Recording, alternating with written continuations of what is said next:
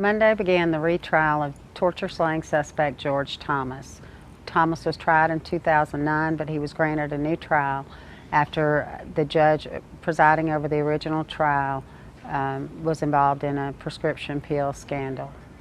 On Monday, we heard opening statements in which the real legal issue was defined, and that is whether Mr. Thomas, who is not forensically linked to any of the crimes committed against Shannon Christian and Christopher Newsom, should be held criminally responsible anyway for the carjacking, kidnapping, rape, and killing. The legal standard that the state must meet to show that he was criminally responsible, even if he actually did not carry out the crimes, was that he acted to benefit the principal players, and in this case, already convicted as the ringleader is Lamarcus Davidson and his brother Latavis Cobbins. A third suspect, Vanessa Coleman, has been tried twice as well because of the judge scandal. She was convicted as a facilitator only, and it is the facilitation, which is a lesser crime for which you can't be sentenced to death or even life in prison, that Thomas's defense team would seem to be going after, if not an outright acquittal.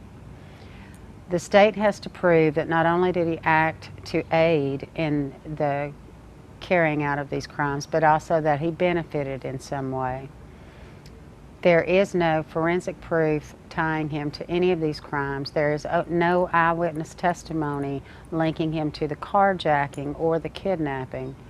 Thomas does concede, however, that he was inside the Chipman Street house where the couple was taken after they were kidnapped in Washington Ridge Apartments in January 2007. He says that he was shocked when they brought this young couple in.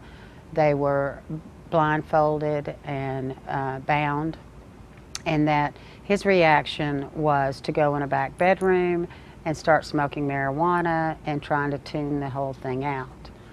He also insists that at some point he left along with Cobbins and Coleman, and that although he saw Mr. Newsom being led out of the house, and we now know he was being led to his death by some nearby railroad tracks, that he did not know what happened to either Mr. Newsom or Miss Christian.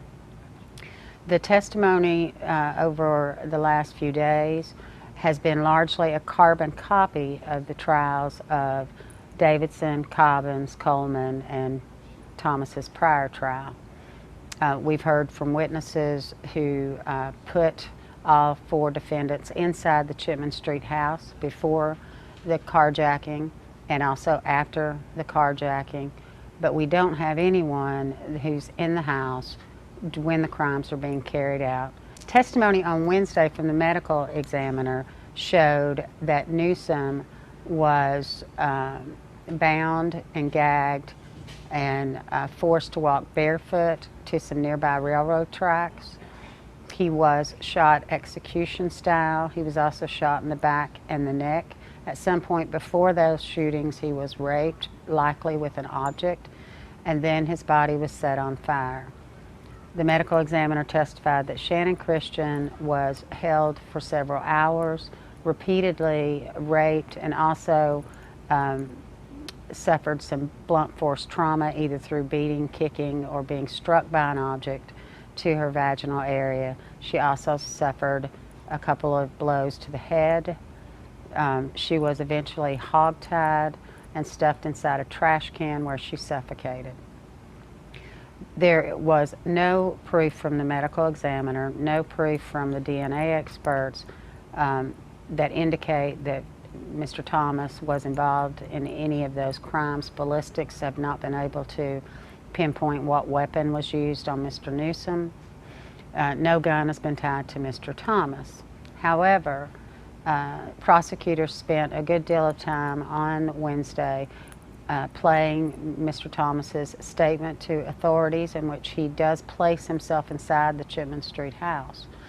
His contention is that he wanted to leave, but he was scared to do so because Davidson and a fifth suspect who has never been charged, Eric Boyd, were armed and would not let him leave initially. On Thursday, Thomas's defense team will argue that the state did not put on enough proof to send this case to a jury, or in the alternative that there's not enough proof to send it to the jury on the primary charges of felony murder and related carjacking, kidnapping, and rape charges. So they may either ask the judge to dismiss the case or to lower the charges down to facilitation. Facilitation carries much less penalties, from about 25 years on down for each of the crimes. Those types of motions are rarely granted because the judge usually says that it's ultimately a jury's decision. If Senior Judge Walter Kurtz makes that decision on Thursday, then we will have closing arguments.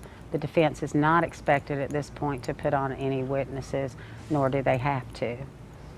And after closing arguments, the judge will read legal instructions to the jury. This jury is from Davidson County.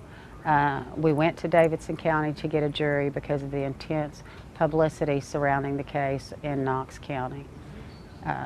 The jury is made up of 8 men and 8 women. 4 of them will be randomly excused once jury deliberations begin. And then we'll just be waiting on a verdict. And this should wrap up this case after 6 years now. There are appeals pending with Cobbins, Davidson, and Coleman, but most legal experts do not expect those appeals to be successful.